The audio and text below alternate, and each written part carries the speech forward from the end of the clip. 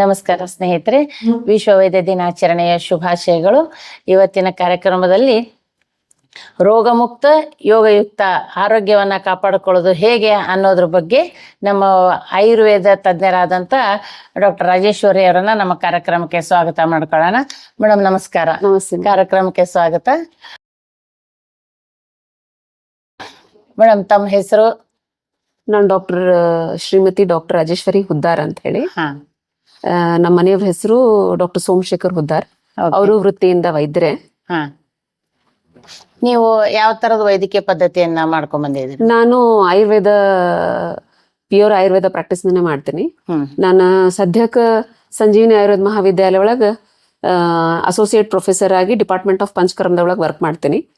ಇಲ್ಲಿ ಜೀವಸಿದ್ಧಿ ಆರೋಗ್ಯಧಾಮ ಒಳಗ as A proprietor and consulting doctor ಆಗಿ ವರ್ಕ್ ಮಾಡ್ತೀನಿ. ಎಷ್ಟು ವರ್ಷದಿಂದ ನೀವು ಆಯುರ್ವೇದ? ಸುಮಾರು 20 ವರ್ಷ ಆತ್ರಿ ಮೇಡಮ್ ನಾ ಪ್ರಾಕ್ಟೀಸ್ ಮಾಡ್ಲಿಕ್ಕೆ. 20 ವರ್ಷದಿಂದ ನೀವು ಪ್ರಾಕ್ಟೀಸ್ ಮಾಡ್ತಾ ಇದ್ದೀರಾ? ಹೌದು. ಅಂದ್ರೆ ನಿಮ್ದು BMS MD ಎಲ್ಲ ಮುಗಿಸ್ಕೊಂಡು? ನಂದು BMS ಮತ್ತು MD ಇಲ್ಲಿ ಹುಬ್ಳಿ ಆಯುರ್ವೇದ ಮಹಾವಿದ್ಯಾಲಯ ಒಳಗೆ ಮುಗ್ದದ. ಮತ್ತ ಈಗ ಪರ್ಸ್ಯೂಯಿಂಗ್ PhD ಮಾಡ್ಲಿಕತ್ತೀನಿ ಶ್ರೀವಂದ್ಯತದೊಳಗ. ಅದು ಮೈಸೂರು ಗೌರ್ಮೆಂಟ್ ಕಾಲೇಜ್ ಒಳಗೆ ಮಾಡ್ಲಿಕತ್ತೀನಿ. ಮೇಡಮ್, ನೀವು ಇದು ಆಯುರ್ವೇದ ಪ್ಯೂರ್ ಆಯುರ್ವೇದದೊಳಗಂದನೇ ನೀವು ಬರ್ತಾ, ಅಲೋಪತಿಗೂ ಆಯುರ್ವೇದಕ್ಕೂ ಏನು ಡಿಫ್ರೆನ್ಸ್ ಆಗುತ್ತೆ ಅದು ಹೇಳ್ಬೋದಾ? ಅಲೋಪತಿ ಆಯುರ್ವೇದಕ್ ವ್ಯತ್ಯಾಸ ಅಂತ ಅನ್ನೋದ್ಕಿಂತ ಅದು ಒಂದು ಚಿಕಿತ್ಸಾ ಪದ್ಧತಿ ಒಳಗ್ ಹೋಗ್ತದ.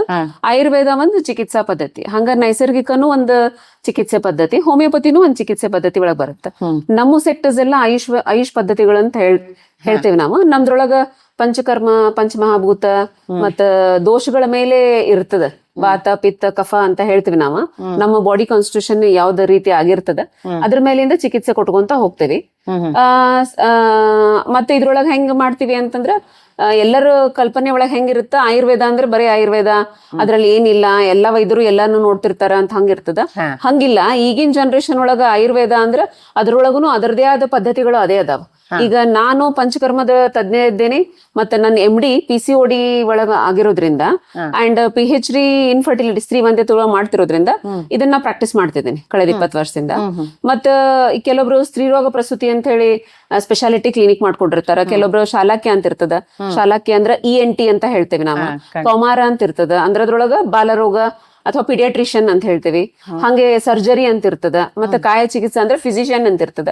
ಆಯುರ್ವೇದೊಳಗು ಇವೆಲ್ಲಾ ಪದ್ಧತಿಗಳನ್ನು ಅಳವಡಿಸ್ಕೊಂಡಿರ್ತಾರ. ಅದ್ರದ್ದು ಯಾರು ಸ್ಪೆಷಲೈಸೇಷನ್ ಮಾಡಿರ್ತಾರ ಅವ್ರು ಅದನ್ನ ಪ್ರಾಕ್ಟೀಸ್ ಮಾಡ್ತಾರೆ ಮೇಡಮ್. ಅವ್ರ ಅದ್ರೊಳಗ ಅದನ್ನ ಪ್ರಾಕ್ಟೀಸ್ ಮಾಡ್ತಾರೆ. ಇದ್ರಲ್ಲಿ ನಿಮ್ಮಲ್ಲಿ ಸರ್ಜರಿ ಎಲ್ಲ ಇರಲ್ಲ? ನಮ್ಮಲ್ಲಿ ಸರ್ಜರಿ ಅಂತ ಇರ್ತದ. ನನ್ ಡಿಪಾರ್ಟ್ಮೆಂಟ್ ಪಂಚಕರ್ಮ ಇರೋದ್ರಿಂದ ನಾ ಪಂಚಕರ್ಮ ಮಾಡ್ತೀನಿ. ಸರ್ಜರಿ ಎಲ್ಲ ಇರ್ತದೆ. ಎಷ್ಟು ನಮ್ಮ ಯಾವುದೇ ಸೈನ್ಸಿಗಾದ್ರೂ ಅದ್ರದೊಂದು ಲಿಮಿಟ್ಸ್ ಅಂತ ಇರುತ್ತ. ಆ ಲಿಮಿಟ್ಸ್ ಒಳಗೆ ನಮಗ್ ಸರ್ಜರಿ ಒಳಗ ಏನ್ ಬರ್ತದ, ಕ್ಷಾರಸೂತ್ರ ಅಂತ ಮಾಡ್ತೀವಿ, ಪೈಲ್ಸದ ಅಂತ ಮಾಡ್ತೀವಿ, ಅಥವಾ ಎಲ್ಲಾ ಕೆಲವೊಂದ್ ಹಂಗೆ ಇದು ಎಲ್ಲರಿಗೂ ಗೊತ್ತಿರುವಂತಹದ್ದು. ಹಂಗ ಕೆಲವೊಂದ್ ಮನಿ ಸರ್ಜರೀಸ್ ನಮಗ್ ಯಾವ್ದಕ್ ಪರ್ಮಿಷನ್ ಇರ್ತದ ಅಥವಾ ನಮಗ್ ಯಾವ್ದಕ್ ನಾವು ಮಾಡ್ಕೋಬಹುದು ಅದನ್ನ ಪ್ರಾಕ್ಟೀಸ್ ಮಾಡ್ತೀವಿ. ನಾನ್ ಮಾಡೋದಿಲ್ಲ. ನಾ ಪಂಚಕರ್ಮ ತಜ್ಞ ಇರೋದ್ರಿಂದ ನಾನು ಪಂಚಕರ್ಮ ಮಾತ್ರ ಮಾಡ್ತೇನೆ. ಪಂಚಕರ್ಮದಲ್ಲಿ ಮಾತ್ರ ನೀವು? ಹೌದು, ಪ್ರಾಕ್ಟೀಸ್ ಮಾಡ್ತೇನೆ. ನಿಮ್ಗೆ ಹೇಗೆ ಇದು ಆಯುರ್ವೇದನ ಆರಿಸ್ಕೋಬೇಕು ಅಂತ ಹೇಳಿ? ಇದಕ್ಕೆ ನನಗ ಪ್ರೇರಣೆ ಅಂತ ಹೇಳ್ಬೇಕಂದ್ರ ನಮ್ಮ ಅಜ್ಜ ಅವರು, ನಮ್ ತಂದೆಯವರು ಅವ್ರೊಂದ್ ಫಾರೆಸ್ಟ್ ಆಫೀಸರ್.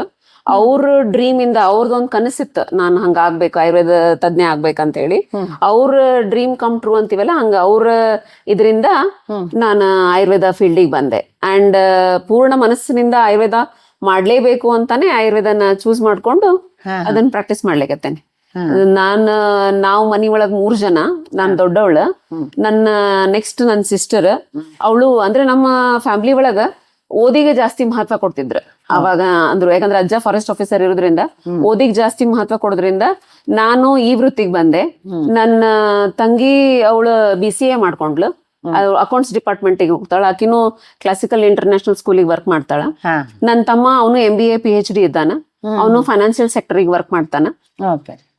ಹಿಂಗಾಗಿ ನಾವು ಒಂದು ವೃತ್ತಿಗೆ ಜಾಸ್ತಿ ಮಹತ್ವ ಕೊಟ್ಟು ಮನೆಯೊಳಗೆ ಎಲ್ಲರೂ ಒಂದೊಂದ್ ಫೀಲ್ಡ್, ಹೆಣ್ಣು ಗಂಡು ಅಂತ ಭೇದ ಭಾವ ಇರ್ಲಾರ್ದ ಸರಿಯಾದ ವಿದ್ಯಾಭ್ಯಾಸನ ಕೊಟ್ಟಾರ. ಹೌದು. ಅದರಂತೆ ನಾವು ಅದನ್ನ ನಡೆಸ್ಕೊಂತ ಹೊಂಟೇವಿ ಈಗ. ನಿಮ್ಗೆ ಈಗ ನೀವು ಹೇಳಿದ್ರಿ ಅಜ್ಜನ ಪ್ರೇರಣೆಯಿಂದ ನೀವು ಆಯುರ್ವೇದಕ್ಕೆ ಇದಕ್ಕೆಲ್ಲ ಬಂದ್, ಅದ್ರಲ್ಲಿ ಎಷ್ಟು ಖುಷಿ ಅನ್ಸುತ್ತೆ ನಿಮಗೆ? ಆದ್ರ ಒತ್ತಾಯದ ಮೇರೆಗೆ ಇಲ್ಲ, ನೀವು ಸಂತೋಷವಾಗಿ ಹೌದು, ನಾನ್ ಸಂತೋಷವಾಗಿ ಬಂದು ಸಂತೋಷವಾಗಿ ಅದನ್ನ ಒಪ್ಕೊಂಡ್ ಮಾಡ್ತಿದ್ದೀನಿ. ಯಾಕಂದ್ರ ಆಯುರ್ವೇದ ಅಂದ್ರ ಪ್ರಕೃತಿ ಬಿಟ್ಟು ನಮ್ಮನ್ ಬಿಟ್ಟು ಏನ್ ಬೇರೆ ಇಲ್ಲ. ಆಯುರ್ವೇದ ಅಂದ್ರ ನೀವ್ ಏನ್ ನೋಡ್ತೀರಿ, ನೀವ್ ಏನ್ ಮಾಡ್ತೀರಿ, ನಾವ್ ಏನ್ ತಿಂತೀವಿ, ನಮ್ ಅಡ್ಗಿ ಮನಿ ಒಳಗಿರ್ಬಹುದು, ನಮ್ ದಿನನಿತ್ಯದ ಕೆಲ್ಸದಲ್ಲಿ ಇರ್ಬಹುದು, ಎಲ್ಲದ್ರೊಳಗು ನಾವ್ ಆಯುರ್ವೇದನ್ ಕಾಣ್ತೀವಿ. ಸೊ ಆ ಆಯುರ್ವೇದನ ನಾವ್ ಅಳವಡಿಸ್ಕೊಳ್ಳೋದ್ರಾಗ ಏನ್ ದೊಡ್ಡ ವಿಷಯ ಇಲ್ಲ. 5-6 ಸಾವಿರ ವರ್ಷಗಳ ಹಿಂದಿಂದ ಬಂದಂತ ಪದ್ಧತಿಗಳನ್ನ ಮುಂದುವರಿಸ್ತಾ ಬಂದಿದೀವಿ ಅಷ್ಟೇ. ಮೊದ್ಲು ಆಯುರ್ವೇದ ಅಂದಾಗ ಏನಿತ್ತು? ಅಯ್ಯೋ ಆಯುರ್ವೇದ ಅದನ್ನ ತಗೊಳಕ್ ಶುರು ಮಾಡ್ಬಿಟ್ರೆ ಸಾಯೋತನ ಟ್ರೀಟ್ಮೆಂಟ್ ತಗೋಬೇಕು, ಮತ್ ನಿಮ್ಗೆ ಸತ್ತ ಮೇಲೂ ಆರಾಮಾಗಲ್ಲ. ಅದು ತುಂಬಾ ನಿಧಾನ ಪ್ರವೃತ್ತಿ ಅನ್ನೋದೊಂದು ಮಾತಿತ್ತು. ಈಗ ಎಷ್ಟು ಬದಲಾವಣೆ ಇದೆ ಅವಾಗಿಂದಕ್ಕೂ ಇವಾಗಿಂದಕ್ಕೂ? ಅವಾಗಿಂದು ಇವಾಗಿಂದು ಅಂತಿಲ್ಲ, ಅದು ಜನಗಳ ತಪ್ಪ ಕಲ್ಪನೆ ಅಂತ ಹೇಳ್ಬೋದು, ನಾನು ತಪ್ಪ ಗ್ರಹಿಕೆ ಅಂತ ಹೇಳ್ಬೋದು. ಯಾಕಂದ್ರ ಆಯುರ್ವೇದ ಸ್ಲೋ, ಅದು ಲೇಟ್ ಅಂತ ಇರಂಗಿಲ್ಲ. ಯಾವ್ದು ಪಿನ್ ಪಾಯಿಂಟ್ ಆಗಿ ನೀವು ಟ್ರೀಟ್ಮೆಂಟ್ ಕೊಡ್ತೀರಿ ಅದು ಅವಾಗ ಹತ್ತತ್ತ ಮತ್ ಅದ್ರ ಪರಿಣಾಮಗಳು ಸಿಗ್ತದ. ಸ್ಲೋ ಅಂತ ಇರಂಗಿಲ್ಲ ಆಯುರ್ವೇದ ಸ್ಲೋ. ಇದನ್ನ ನಾನು ಡಿನೈ ಮಾಡ್ತೀನಿ, ನಿಮ್ ಸೆಂಟೆನ್ಸ್ ನಾನು ಒಪ್ಕೊಳ್ಳೋದಿಲ್ಲ. ಯಾಕೆ ಒಪ್ಕೊಳ್ಳೋದಿಲ್ಲ ಅಂದ್ರೆ ಅಫ್ಕೋರ್ಸ್ ನಾನು ಹೇಳ್ದಂಗ ಸೈನ್ಸಿಗೆ ವಯೋಮಿತ್ ಅದರದೇ ಆದ ಒಂದು ಲಿಮಿಟ್ಸ್ ಅಂತ ಇರ್ತದ ಸೈನ್ಸಿಗೆ. ನಮ್ ಸೈನ್ಸಿನ ಲಿಮಿಟ್ಸ್ ಒಳಗ್ ನಾವು ಮಾಡಿದ್ರ ಎಷ್ಟೊಂದು ಡಿಸೀಸ್ ಬೇರೆ ಸೈನ್ಸ್ ಒಳಗ್ ನಿಮಗ ಅದಕ್ಕ ಸಿಗ್ಲಾರ್ದಂತಹ ನಿಮಗ ಉತ್ತರ ನಮ್ ಸೈನ್ಸ್ ಒಳಗ ನಿಮಗ್ ಸಿಗ್ತದ. ಅದು ನಮ್ ಸೈನ್ಸ್ ಒಳಗ ನಾವು ಪಂಚಕರ್ಮ ಅಂತಿರ್ಬೋದು, ಅಥವಾ ನಾನ್ ಮಾಡ್ತೀರಿ ಉತ್ತರ ಬಸ್ತಿ ಅಂತ ಮಾಡ್ತೀನಿ ಶ್ರೀ ವಂದ್ಯತ್ವದೊಳಗ. ಎಷ್ಟೊಂದು ಯಾವ್ದು ನಿಮಗ ಪರಿಹಾರ ಸಿಗಂಗಿಲ್ಲ ಅಂತಂದ್ರುನು ನಮ್ ಕಡೆ ನಿಮಗ್ ಲಘು ಸಿಕ್ತದ. ಮೊದ್ಲಿಂದ್ರೊಳಗ ಹಂಗಿತ್ತ. ಈಗ ನಂದ್ 20 ವರ್ಷದೊಳಗ ನಾನ್ ನೋಡ್ಕೊಂಡಿದ್ದೇನಂದ್ರ ಈಗ ಒಂದ್ ಜನರಲ್ಲಿ ಅದೊಂದ್ ಅರಿವಳಿಕೆ ಬಂದದ ಆಯುರ್ವೇದ ಅಂದ್ರೇನು. ಯಾಕಂದ್ರ ಅದಕ್ಕೆ ಕಾರಣ ಅಂತಂದ್ರ ಕೊರೋನಾ ಅಂತ ಹೇಳ್ಬೋದು ನಾನು. ಕೊರೋನಾ ಒಳಗ ನೀವ್ ಎಷ್ಟು ಕೊಟ್ರು ಪರಿಹಾರ ಸಿಗ್ಲಾರದ್ ನಿಮ್ಗ ಆಯುರ್ವೇದ ಒಳಗ ಸಿಕ್ತ. ಆಯುರ್ವೇದದಿಂದ ನಿಮ್ಗ ಹೆಂಗ ಯಾಕೆ ಹಂಗ ಸಿಕ್ತಂದ್ರ ಎಷ್ಟೋ ಸಾವಿರ ವರ್ಷದ ಹಿಂದ ಬರದಿಟ್ಟಿದ್ರು ಆಚಾರ್ಯರು ನಮ್ ಏನ್ ಚರಕ ಇರ್ಬೋದು, ಸುಶ್ರುತಗಳು, ಮೆನಿ ಆಚಾರ್ಯಸ್ ಬರದಿಟ್ಟಿದ್ದನ್ನ ಈಗೂ ನಾವ್ ಅದನ್ನ ಅಪ್ಲಿಕೇಬಲ್ ಮಾಡ್ಕೋಬಹುದು. ಸೊ ಅವಾಗಿಂದಕ್ಕ ಈಗಿಂದ ಅನ್ನೋದ್ಕಿಂತ ಕಾಲಮಾನ ಚೇಂಜ್ ಆಗಿದ್ರು ಪದ್ಧತಿ ಯಾವ್ದು ಚೇಂಜ್ ಆಗಿಲ್ಲ. ಆಹಾರ ರೀತಿಗಳ ನಮ್ ಚೇಂಜ್ ಆಗಿದ್ದಕ್ಕೆ ರೋಗಗಳು ಬರ್ಲಿಕತ್ತ. ಅವ್ರ ಅವಾಗ ಹಿಂಗಿಂಗ ಅಂತ ಹೇಳ ಆಟೋಇಮ್ಯೂನ್ ಡಿಸಾರ್ಡರ್ಸ್ ಅಂತ ಹೇಳಿದ್ರು. ಅದಕ್ಕ ಕೊರೋನಾ ಅಂತ ಬಂದಾಗ ನಾವು ಅದನ್ನ ಕಷಾಯನೋ ಲೇಹನೋ ಅದನ್ನೆಲ್ಲಾ ರೀತಿಯಿಂದ ಮಾಡಿ ಅವ್ರನ್ನ ಗುಣಪಡಿಸಿದ್ವಿ. ಅದ್ರೊಳಗ ಬೆಸ್ಟ್ ಎಕ್ಸಾಂಪಲ್ ಹುಬ್ಳಿ ಧಾರವಾಡದೊಳಗಂದ್ರ ನಮ್ ಸಂಜೀವಿನಿ ಆಯುರ್ವೇದ ಮೆಡಿಕಲ್ ಕಾಲೇಜ್, ಎಲ್ಲಿ ನಾನು ಈಗ ಅಸೋಸಿಯೇಟ್ ಪ್ರೊಫೆಸರ್ ಆಗಿ ವರ್ಕ್ ಮಾಡ್ತೀನಿ. ಅಲ್ಲೇ ನಾವು ವಾರ್ಡ್ ಅಂತ ಮಾಡಿದ್ವಿ. ನಾನು ಫಸ್ಟ್ ಲೇಡಿ ಡಾಕ್ಟರ್ ಆಗಿ ಅಲ್ಲಿ ವರ್ಕ್ ಮಾಡಿದೆ. ಅದಕ್ ನನಗ ಯಾರು ಪ್ರಶಸ್ತಿಗೋಸ್ಕರ ಕೆಲಸ ಮಾಡಂಗಿಲ್ಲ. ನಾನ್ ಯಾಕೆ ಹೇಳ್ತೀನಿ ಅಂದ್ರೆ ಹೆಣ್ಮಗಳೂನು ಹಿಂದಲ್ಲ, ಅಥವಾ ಆಯುರ್ವೇದನು ಕಿಳಿರಮೆ ಅಲ್ಲ, ಮತ್ತೊಂದು ವಿಜ್ಞಾನ ಉನ್ನತದೊಳಗಿಲ್ಲ. ಅದನ್ನ ತಿಳ್ಕೊಂಡ್ ನಾವ್ ಮಾಡಿ ಅದ ವಾರ್ಡಿಗೆ ಹೋಗಿ ನಾವು ಯೋಗ ಹೇಳಿದ್ವಿ, ಹೆಂಗ್ ತಗೋಬೇಕು ಮೆಡಿಸಿನ್ಸ್ ಅಂತ ಹೇಳಿದ್ವಿ, ಏನ್ ಗೌರ್ಮೆಂಟ್ ಗೈಡ್ಲೈನ್ಸ್ ಜೊತೆಗೆ ನಾವು ನಮ್ಮದೇ ಆದಂತ ಔಷಧಗಳನ್ನ ಕೊಟ್ವಿ. ಅವ್ರಿಗೆ ಪ್ರಾಣಾಯಾಮ ಮಾಡ್ಲಿಕ್ಕೆ ಹೇಳಿದ್ವಿ. ಇಡೀ ವಾರ್ಡ್ ಡ್ಯೂಟಿ ಒಳಗ ಅಂದ್ರೆ ನಮ್ದು ಪೂರ್ಣ ಕೊರೋನಾದ ಡ್ಯೂಟಿ ಒಳಗ ಒಂದು ಮೃತ್ಯುನು ನಾವ್ ಕಾಣ್ಲಿಲ್ಲ. ಎಲ್ಲಾ ಗುಣಮುಖರಾಗಿನ ಅಲ್ಲಿಂದ ಹೊರಗೆ ಹೋದ್ರು. ಅದನ್ನ ಪ್ರೌಡ್ಲಿ ಹೇಳ್ತೇನೆ. ಹೌದು, ಅದು ಖಂಡಿತವಾಗ್ಲು. ಯಾಕಂದ್ರೆ ಏನಿದೆ ಅಂದ್ರೆ ಮೊದ್ಲಿಂದು ಈಗ ನೀವು ಹೇಳಿದ್ರಿ, ನಾನು ನಿಮ್ಮ ವಾಕ್ಯ ಡಿನೈ ಮಾಡ್ತೆ ಅಂತ 100% ನೀವು ಅದನ್ನ ಹೇಳಲೇಬೇಕು. ಯಾಕಂದ್ರೆ ಆಯುರ್ವೇದ ಅಂದ್ರೆ ಏನು, ಅದ್ರಲ್ಲಿ ಏನಿದೆ ಆ ಡೆಪ್ತ್ ಅನ್ನ ನೀವು ಅರ್ಥಕೊಂಡಿರ್ತೀರಿ. ಈಗ ನೀವು ಸುಮ್ಮನೆ ಯಾರನ್ನ ಕೇಳಿದ್ರೆ ಅಯ್ಯೋ ಆಯುರ್ವೇದ ಈ ಜನ ಹೇಗಿದೆ ಎಲ್ಲ ಇನ್ಸ್ಟಂಟ್ ಬೇಕು. ಇವಾಗ ಮಧ್ಯಾಹ್ನಕ್ಕೆ ತಲೆ ನೋಯ್ತಾ ಇದೆ ಅಂದ್ರೆ ಸಾಯಂಕಾಲಕ್ಕೆ ಅದು ಕಡಿಮೆ ಆಗ್ಬಿಡ್ಬೇಕು. ಅದು ಮತ್ತೆ ಯಾವಾಗ ಬರುತ್ತೆ, ಅದರಿಂದ ಸೈಡ್ ಎಫೆಕ್ಟ್ ಏನಾಗುತ್ತೆ ಅನ್ನೋದು ಯಾರಿಗೂ ಬೇಡ. ಆದ್ರೆ ಮೊದ್ಲಿಂದಾನು ಏನಿತ್ತು ಆಯುರ್ವೇದ ಸ್ವಲ್ಪ ಡಿಲೇ. ಆದ್ರೆ ಇನ್ನೂ ಒಂದು ಇತ್ತು ಅದ್ರಲ್ಲಿ ಉತ್ತರ ಏನಂದ್ರೆ ಆಯುರ್ವೇದ ನಿಧಾನ ಆದ್ರ ಅದ್ರಲ್ಲಿ ಸಂಪೂರ್ಣವಾದ ಕ್ಯೂರ್ ಇದೆ. ಅದು ಸಂಪೂರ್ಣವಾಗಿ ಕಡಿಮೆ ಆಗ್ಬಿಡ್ತೈತಿ, ಮತ್ತೆ ಬರಲ್ಲ ಅನ್ನೋದೊಂದು ಇತ್ತು ಅನ್ನೋದು. ಯಾಕೆ ಜನರಿಗೆ ಸ್ಲೋ ಅನ್ಸುತ್ತ ಅಥವಾ ನಿಧಾನ ಅನ್ಸುತ್ತಂದ್ರ ಆಯುರ್ವೇದದ ಒಂದು ಪದ್ಧತಿ ಐತಿ. ಏನಂದ್ರ ಲಕ್ಷಣಗಳನ್ನ ಮಾತ್ರ ಹೋಗ್ಸುದಿಲ್ಲ, ಆ ರೋಗನ ಬುಡ ಸಮೇತ ಕಿತ್ ಹಾಕ್ಬೇಕು. ಬೇರಿಗ ಚಿಕಿತ್ಸಾ ಕೊಡ್ತಾ ಹೋಗ್ತಿವಿ. ಲಕ್ಷಣ ಕೊಟ್ಬಿಟ್ರ ಸಿಂಟಮ್ಯಾಟಿಕ್ ಟ್ರೀಟ್ಮೆಂಟ್ ಅಂತ ಹೇಳ್ತೀವಿ. ಅವಾಗಿನ ಸದ್ಯದ ಪೂರ್ತಿ ಸಿಂಟಮ್ಸ್ ಹೋಗ್ಬಿಡ್ತೈತಿ, ಅದಕ್ಕೆ ಅದು ಫಾಸ್ಟ್ ಅಂತೀವಿ. ಅದರ ಅರ್ಥ ಅದು ರೋಗ ಹೋಗಿರಂಗಿಲ್ಲ. ಆಯುರ್ವೇದ ನಾವು ಏನ್ ಮಾಡ್ತೀವಿ ಅಂದ್ರೆ ಮೂಲದಿಂದ ತೆಗೆದು ಒಗಿಲಿಕ್ಕೆ ಚಿಕಿತ್ಸೆಯನ್ನು ಕೊಡ್ತಿರ್ತೀವಿ. ಮೂಲದಿಂದ ತೆಗೆದು ಒಗಿಬೇಕು ಅಂದಾಗ ಸ್ವಲ್ಪ ಟೈಮ್ ತಗೊಂತದ ಹೊರತು, ಆದ್ರೆ ನಿಶ್ಚಿತ ಮತ್ತು ನಿಖರವಾದ ಚಿಕಿತ್ಸೆ ಆಗಿರ್ತದೆ. ಖಂಡಿತವಾಗ್ಲು ಹೌದು. ಅಂತ ಒಂದು ಚಿಕಿತ್ಸೆಗೆ ನೀವೊಬ್ರು ವೈದ್ಯರಾಗಿ ನಿಂತು ಈಗ ಇಷ್ಟೊಂದು ಜನಸೇವೆ ಮಾಡ್ತಿರ್ತಿರಲ್ಲ, ಅದ್ರ ಬಗ್ಗೆ ನಿಮ್ಗೆ ಎಷ್ಟು ಹೆಮ್ಮೆ, ಎಷ್ಟು ಖುಷಿ ಇದೆ? ನನಗ ಜಾಸ್ತಿ ಹೆಮ್ಮೆನ ಅದ. ನಾನು ಒಂದು ಆಯುರ್ವೇದ ಫೀಲ್ಡ್ ಒಳಗೆ ಇಟ್ಕೊಂಡು ನಾನು ಹಿಂಗ ಪ್ರಾಕ್ಟೀಸ್ ಮಾಡ್ತೀನಿ. ಯಾಕಂದ್ರೆ ನಾನು ಕೂಡು ಕುಟುಂಬಕ್ಕೆ ನನ್ ಕೊಟ್ಟಾರ. ನನಗ 3 ಜನ ಅಂದ್ರೆ ನಾವು 3 ಜನ ನೆಗೆಣ್ಣಿರದೀವಿ. ನಮ್ ಭಾವಾರ ಅದಾರ, ನಮ್ಮ ಮೈದ್ನ ಅದಾರ. All are educated family.